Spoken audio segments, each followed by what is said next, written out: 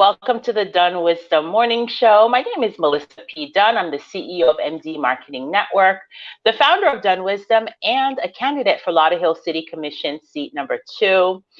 Today, we have a very special guest with us. She's not only an educator, but she's also a nonprofit leader who is guiding women through their grief and challenges associated with losing a child in pregnancy.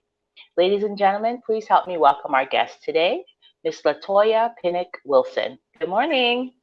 Good morning. Thank you for having me. Thank you for joining us this morning. I love that background. It looks like you're in the classroom. Yes, I am. So what grade do you teach? I assist with the kindergarten students. Oh, I love it. And Miss Patience is up early saying hello from Massachusetts. Good morning, Mass. Welcome to joining us. Welcome to the DunnWisdom Morning Show. So where are you in South Florida? Yes, I am. I'm in Fort Lauderdale, to be exact. Lauderdale Lake. Oh, we're neighbors. I'm in Lauderhill. Okay, we're neighbors. So tell us a little bit about yourself. Just a little 30-second snippet. Okay, so I'm Latoya Pinnock-Wilson, the mother of 2, and I have social work background, educational background, and I love the Lord, and I have a nonprofit what is called Josiah Speaks Hope. It's a nonprofit that caters to pregnancy loss. Josiah Speaks Hope. What a powerful name. Well, how did you come up with that name? Well, that's the name of my son that has passed. Oh, wow. Oh my gosh, you and I have so many things in common. So I had a son that passed. His name was Uriel. And I just literally this week received a letter from the IRS with my 501c3 for his foundation called the Uriel Wisdom Foundation. Nice. Like it. So how do you mind speaking a little bit about Josiah? Josiah was supposed to be born on May 14th, but he passed on April 22nd of 2019. I had a stillbirth, and that's a form of pregnancy loss that affects 3 out of 5 Black women. 3 out of 5. Wow, I didn't realize that it was such a great statistic. Uriel was born on April 28th, and he lived for 31 days. Wow. And constant trips to the NICU. He was born prematurely. He was only like 1 pound, 12 ounces when he was born. Ooh. Yeah. And I think probably the most painful experience that I ever went through was the loss of him. And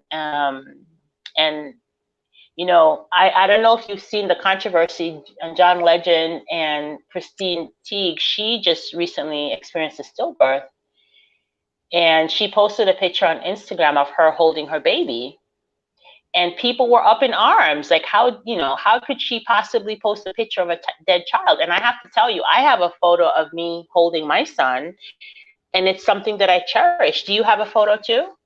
Yes, I do have a photo holding my son, and I have photos of people from my support system that was there. That was important to me because I was technically a full-term pregnancy. I was a week away from my due date. So this was important that I hold my son. And one of the regrets that a lot of women have is not being able to hold their child, even if their child don't make it. There's something that they struggle with, and I was glad that I was able to spend that moment with him. That helps me to grieve healthily.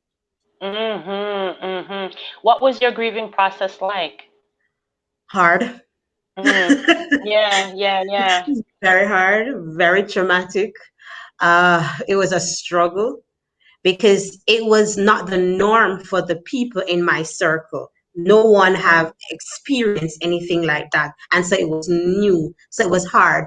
they didn't know what to say, what to do. So it was a process that was like hit and miss for a lot of people that were in my circle. So the support that I got was very tremendous, but it's hard. There are moments I'm crying and I don't know why I'm crying. There are moments Yeah. I would get a trigger moment. I'll be walking down the street and I see someone with a baby and I just burst out crying. I'll be like, okay, what is this? I think I'm over this, but it's not something you get over. It's something you get through. Oh my gosh, that's so true. And I can tell you, it's been 17 years for me. And like the different milestones. Like for me, in the very beginning, it was challenging. I mean, of course, we decided that our doctor advised us to try again right away, and we did. And so Uriel passed away in May. We got pregnant again right away. And then it turned out that pregnancy was ectopic. Oh, And so I had to induce a miscarriage for that one, for Maya. And I named her Maya because in my mind, I knew she was a girl because I dreamt about her before, right? So for right, me, I feel like I lost two children back to back in the space of a year. right. And so even though it's 17 years, I still get triggered. Like the 16th birthday was challenging. Right. Prom and high school graduation, that part was challenging. But it's been a process. It is. What? It's a process. It's a lifelong journey that you go on because remember now, it's something that you were expecting. So this child, and for me, I can speak for me. I carried this child for 9 months. I had a healthy pregnancy. So there were moments I questioned myself, what could have I done differently? Why didn't I know something was wrong?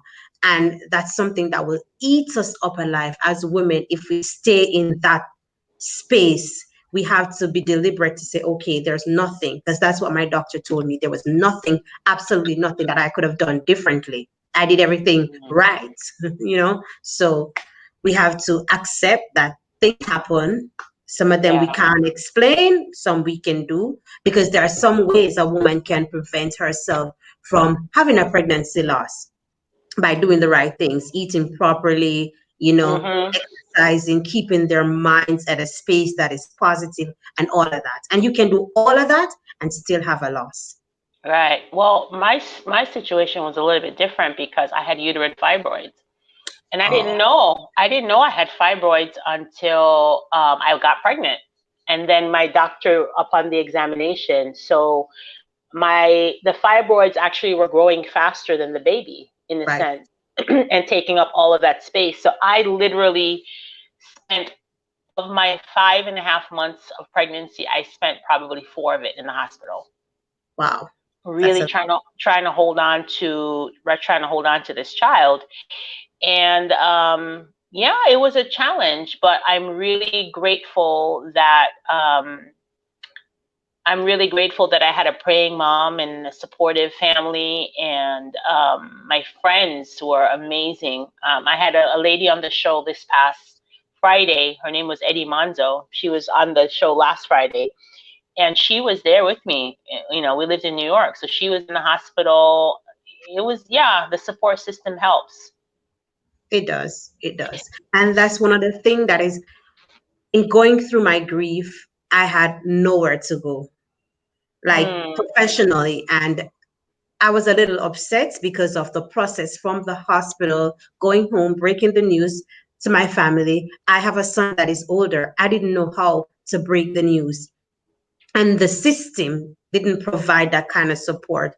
And going through my grieving process, I realized that this is needed. There's a support group that is needed to help mothers and family members to get through this together. So about a couple months in, I found an organization that was called Forget Me Not, and it's located in Oakland Park area. And so I went and I had counseling session, but it was only for once. And I realized that it couldn't work. I need something more. And that's when I decided that I am going to be that voice that all these mothers need to create this space, because this is what is needed, the space to let it out, because we hold back Mm, on it so much. We are ashamed because we have a loss. People look at us differently because we have a loss. But that's just a category that people put us in. And I wanted to break the taboo, to break the silence about pregnancy loss. And so that's where the passion came alive. oh, wow. And so through the loss, you have turned your pain into purpose. Patience is saying that she had fibroids too, and it was 13 times larger than her uterus. Fibroids completely took the nutrients with the baby. Yeah, competed. Yeah, that's so true. That was definitely my situation too. It was a challenge, and it was an ongoing struggle for me. One day I'll tell my own story about that. I've shared snippets of it, but one day I'll go into it fully. So you decided to turn your pain into purpose, and you started the nonprofit. Right. I So did. it's a part of your own healing, yes? It's a part of my healing, because every time I get the chance to share my journey, it helps in the grieving process. Now that I've gone over from the grieving to cope with life, everyday life Mm-hmm. situations. So, as I go along and as I share and as I provide the support, I go into the hospital, I sit with women who have had loss and don't have the support that they need to walk them through. Because it's not just when you leave the hospital, there's so much to do. By law here in America, is that when you have a full-term pregnancy, you are responsible to do a service for your child. They do nothing for you. So all of that, the legal part of the funeral service or the homegoing service, you have to do on your own. And the process is hard. So I decide to be alongside these women along their journey to help them to cope with everyday situation that occurs. Okay.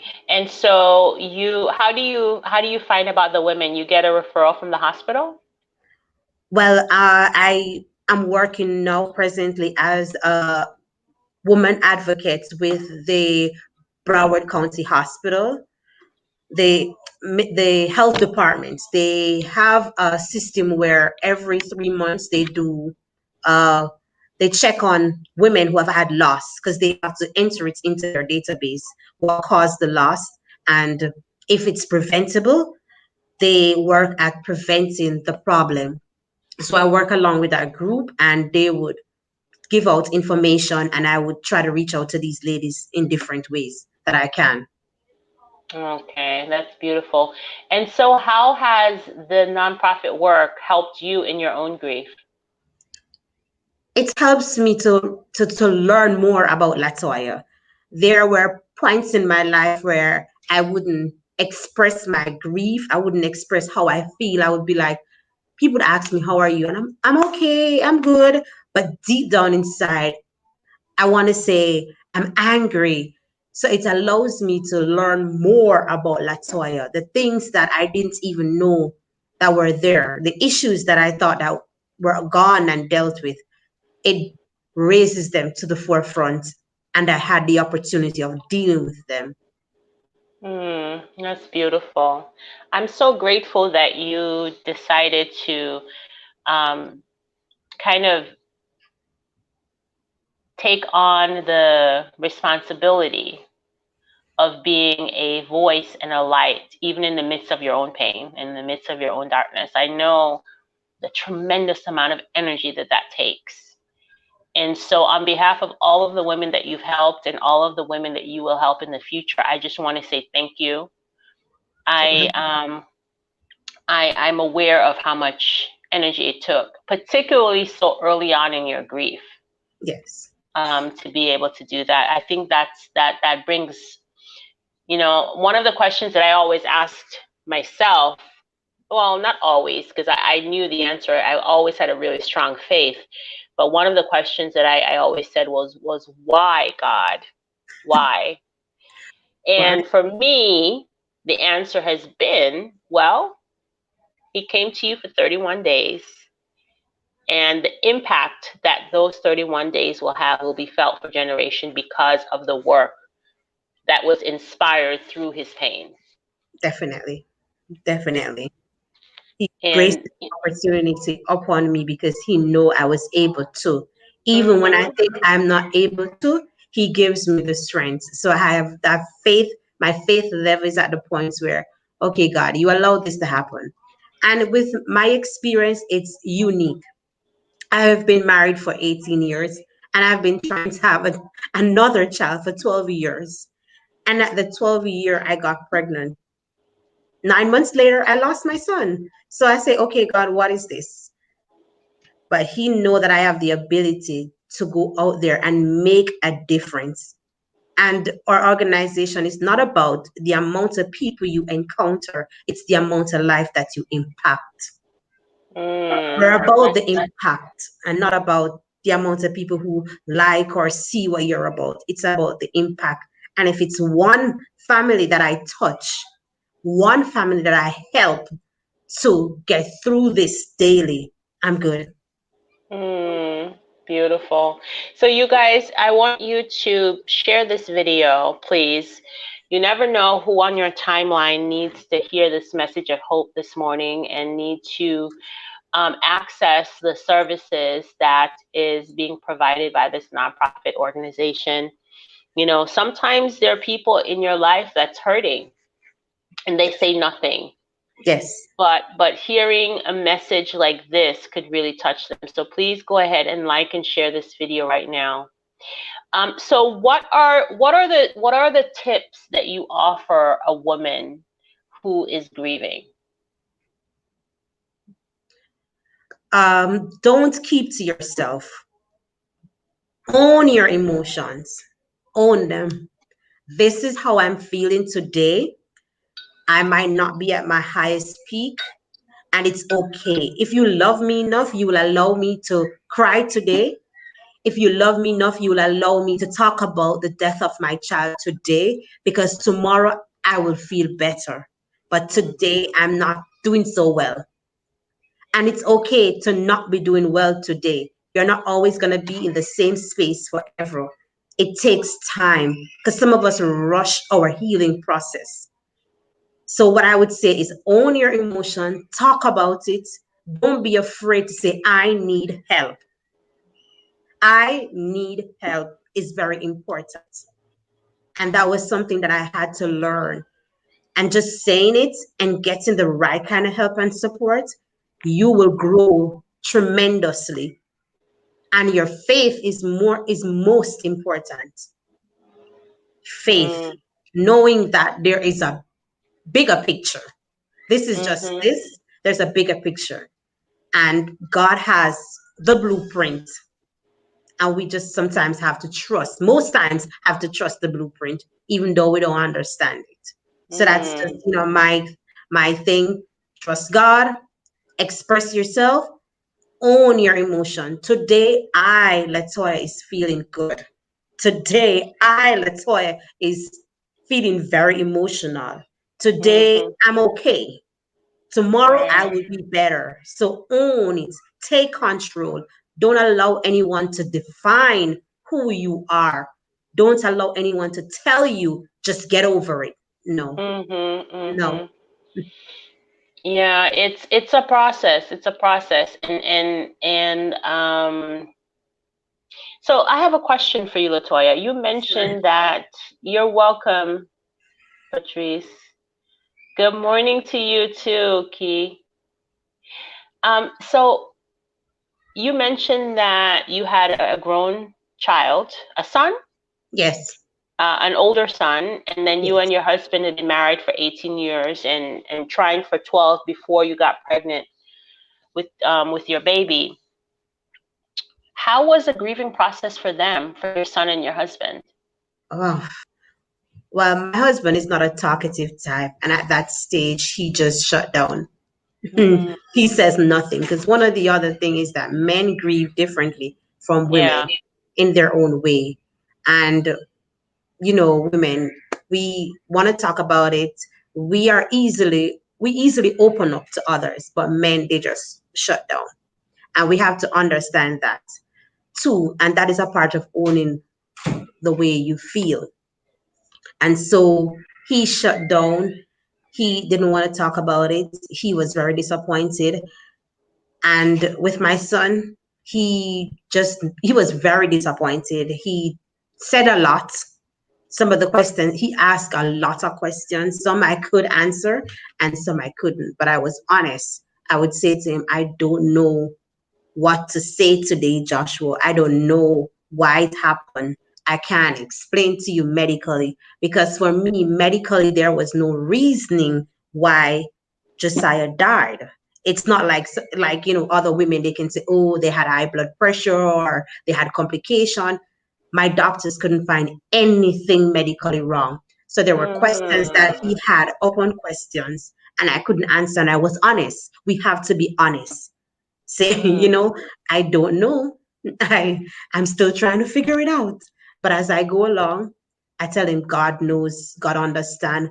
Let us keep it that way for now until I have the answer for you.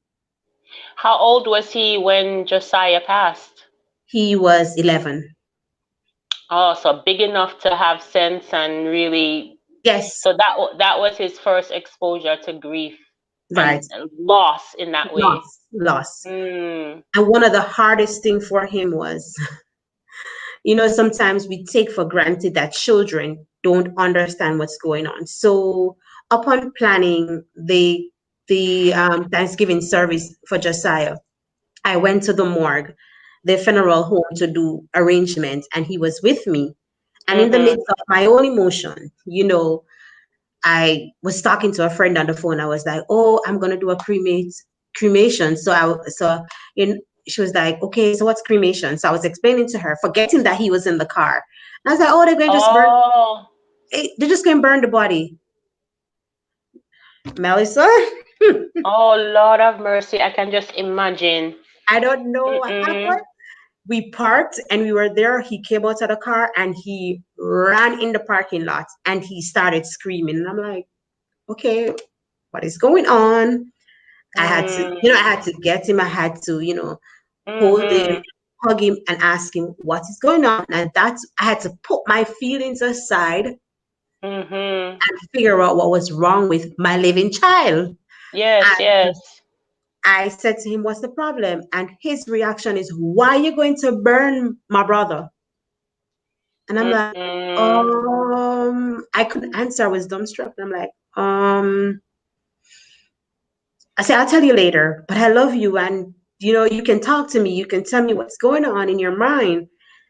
And I did the procedure and the proceedings for the funeral. And then after, I went with him at his favorite restaurant and we sat and I explained to him that back home in Jamaica, we do burial. So here, because I wasn't planning to bury a child, I didn't have preparation for that. So the easiest and the cheapest way is to do a cremation, which is called, they burn it, I will have the ashes. So what I did was quickly, I started thinking creatively. As I say, we will always have your brother with us. And he's gonna be put in this nice little box and we're gonna keep him. And whenever you want to have a conversation with him, you can go talk to him. We have that space provided at home where he can have that one-on-one with his brother. So I said, just the same, you would want to go to a spot in the burial ground. We're going to have him home with us. He's going to always be with us. So I had to think like a parent for a moment and forget about what I was going through. So sometimes we are not conscious of the other persons the other child that you still have. Yeah. I can imagine that. I mean, I've heard. I mean, my marriage did not survive the loss of our babies. But there were issues there before we got pregnant. So of course the loss just exacerbated. And there are a lot of families who don't survive the loss. Well, the ratio is 25% of those who are affected by pregnancy loss, their marriage don't work. 25%, which is a large. That's a large percentage. Yeah. I had earlier on, I don't know if it was like 2 or 3 months ago, we actually had a young lady on who was in your son's place, where her mom lost a child, and she needed to figure out how to process her grief. And so she ended up writing a book about her experience, how she experienced the loss of her sibling. Right. And yeah, it's a traumatic experience that affects the entire family. It is. And so this month, the month of October, is very important to me because it's Pregnancy Infancy Loss Awareness Month. And this is the Okay. month where we celebrate as bereaved parents the loss of our children. And I say to every parents who have had a loss, it doesn't matter the age of your child that you lost, whether 1 week, 1 year, 17 years, your child is important to you. That's your gift. So cherish it. What a blessing. Thank you so much for sharing your story with us today, Latoya. I really appreciate your willingness to allow the community to grieve with you. Kingdom is saying awesome. What did I say, awful? He's saying awesome, awesome, awesome. And so we have the Facebook and Instagram page there scrolling across the bottom of your screen. Please do share this video. If you yourself are going through a loss and you need support, do reach out. There's an organization here to help you. May the grace of God continue to be with you, my sister, Arlene is saying. Yeah, indeed. Indeed. Do you guys have any questions real quick? We have about another 2 minutes before we wrap up. If you do have any questions for Latoya, please do type them in the chat right now, and perhaps she can answer them real quick before we get off the air. So what's the next thing for your organization now? What's your next milestone? Well, presently we're having a 31-day challenge where I am partnering with a whole bunch of ladies who have had pregnancy loss or been affected by pregnancy loss for this month. And so each month I have a virtual event for now. And come January, I'll be having a conference for bereaved parents. Okay, well, I want you to, when you are ready in January, when you have the material ready, just share them with us. We'll be happy to share it with our community. This is an issue that is very close and important for me. And whereas in your organization, Joshua Speaks Hope, you are focusing on helping folks go through the grief and the loss. In my organization, the Uriel Wisdom Foundation, we're focusing on helping children to live happy, productive lives. So we do a mentoring program right now for girls, and I'm sure we'll eventually add other programs for boys as well. So the truth is, thank you for Karen Grace. That's so powerful. Thanks for sharing. So I guess the words of wisdom in the end is turn your pain into passion. Find something purposeful to do with the loss. Would you agree? Yes, definitely. All right. Thank you so much, Latoya. I'm so grateful. I'm happy that we were able to reconnect today and have this conversation. Thank you, Melissa. Have a good day. All and right. Thank you for having me. And anyone that want to reach us, know where to find us. All right, fantastic. Keep in touch, okay? We'll be happy to help you to spread the message. Thank you. All right. Thank you guys so much for joining us for today's episode of the DunnWisdom Morning Show. I think it's a really important conversation for us to have.